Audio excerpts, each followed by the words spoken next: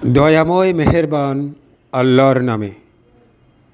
দুঃখ কষ্টের পর যখনই সত্য স্বীকারীদের কিছুটা অনুগ্রহ আস্বাদনের সুযোগ দেয়া হয়, তখনই ওরা আমার বাণীর বিরুদ্ধে পরিকল্পিত অপপ্রচারে লিপ্ত হয়। হে নবী, ওদের বলো, আল্লাহ পরিকল্পিত কৌশল অবলম্বনে অনেক অগ্রগামী। তোমাদের চক্রান্ত ও অপপ্রচারের পূর্ণ বিবরণ ফেরেশতারা রেকর্ড করছে। আল্লাহই তোমাদের জলে স্থলে ভ্রমণের সক্ষমতা দিয়েছেন।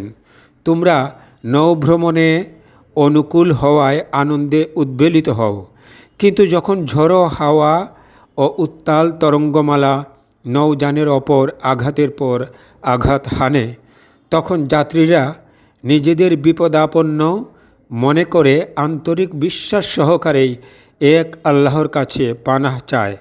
বলো, তুমি আমাদের এ বিপদ থেকে উদ্ধার করলে আমরা অবশ্যই শুকরগুজারদের অন্তর্ভুক্ত হব।